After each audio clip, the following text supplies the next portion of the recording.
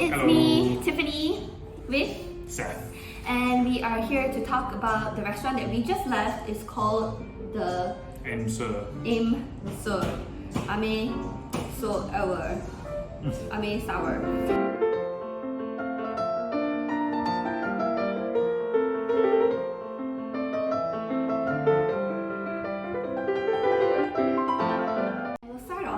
About the ambiance. And you want to go for it? Okay guys, this is a 12 out of 10. Their commitment to this Victorian aesthetic is honestly unparalleled. The toilet was fancy, the sides were fancy, the plates were fancy, the cutlery were fancy.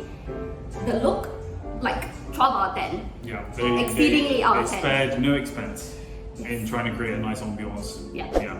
Felt really good. So we are very happy with the ambiance. We took so many pictures. I'll put in some pictures here. You can see all these pictures as well, which we're very happy about. But then let's move on to the second point, which is the menu. I wouldn't say that the menu is particularly extensive. So you get a selection of Western foods, but these are the very Malaysian style Western food, which is like pasta, lasagna.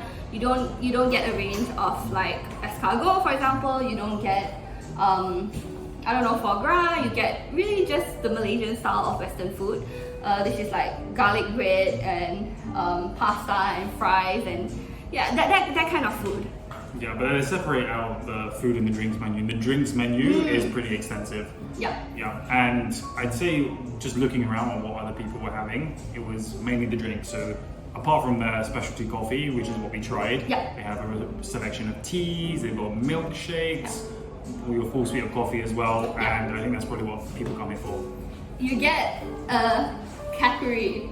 A strawberry kakuri. So this restaurant is halal, so there's no alcohol, there's no pork, which probably makes their range a little more limited because obviously there's not going to be any wine. They also have a weekday lunch menu, which offer the similar things that you see on the regular menu, except that it's at a cheaper price.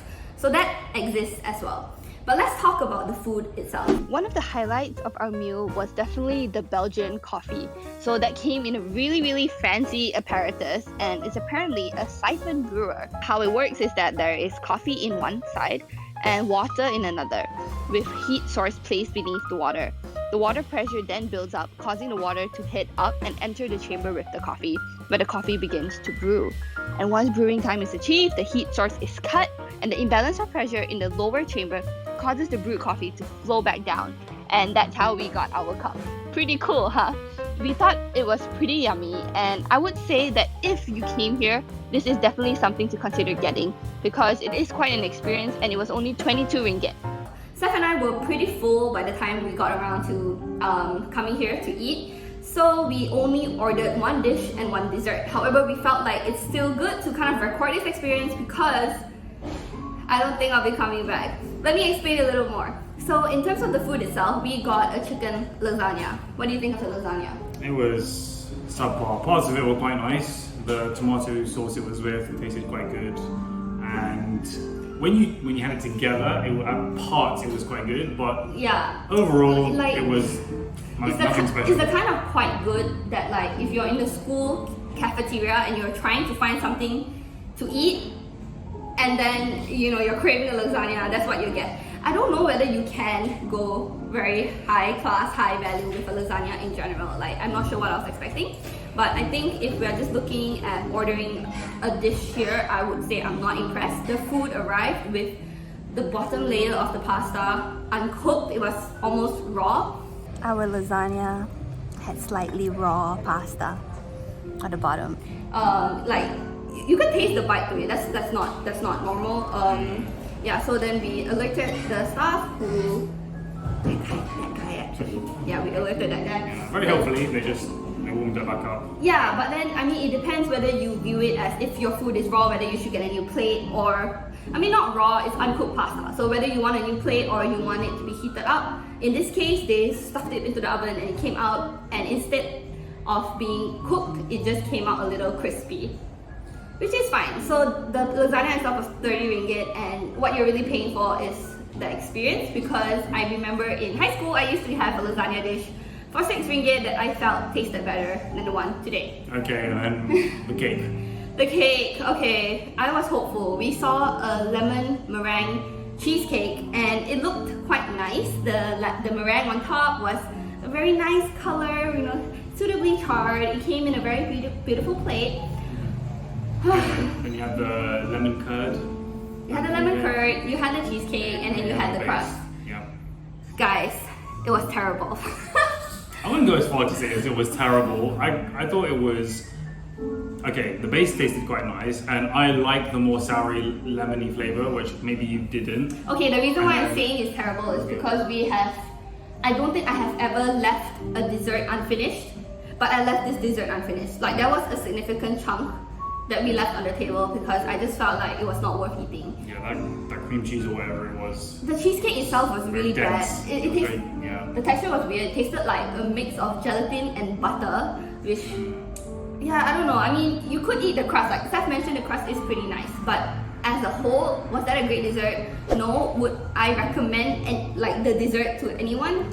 No. Yeah. So that's where we are with food. Oh, service! Let's talk about service. Service was pretty good. I would say the service is not bad. The waiters are attentive, they're polite, they explain the menu, and they're willing to serve, and you know, they help you take pictures. They take really good pictures. So if you're here for photos, they take good ones and they know how to do it. And finally, we are at price. With price, the whole meal came up to 75 ringgit. Yeah. And we only ordered one main meal, one dessert, and one coffee set. Which went for both of us. Yeah. I guess for the ambiance, which is a 12 out of 10, it's pretty worth it. Like if you're interested in taking photos, I think it's not a bad price because you're kind of paying like a venue price. Yeah, it's all centered around that. I think everything else is, especially the food. Yeah. They pumped all the effort and money into doing the aesthetic of this place. Yeah, which is really nice. I mean, we are in the waiting area and it's already gorgeous. The commitment, honestly, to the aesthetic is just like, yeah. So this is very much experiential. Don't expect much from your dining experience over here. Which brings us on to the final point, which is... Will we come back? No. I think if I had friends who wanted to take pictures at pretty places and didn't care about the food, or we just wanted to have like a coffee or tea, I think I wouldn't mind. And you happen to be in the area. This is in Bukit Jalil. Yeah. So unless you're kind of in the area, I wouldn't make a specific trip to come out here. Yeah. Well, only once to take some pictures. Yeah. And then... like we don't regret coming. Yeah. Like there are no regrets to come because the ambiance is really, really nice. Like you just feel like you're transported into another world. But in terms of the food, I don't know. I mean, I'm glad that we ate such a heavy breakfast in the morning and we didn't need to eat so much here because I think had we gotten 2 mains, perhaps we would have been doubly disappointed. Yeah.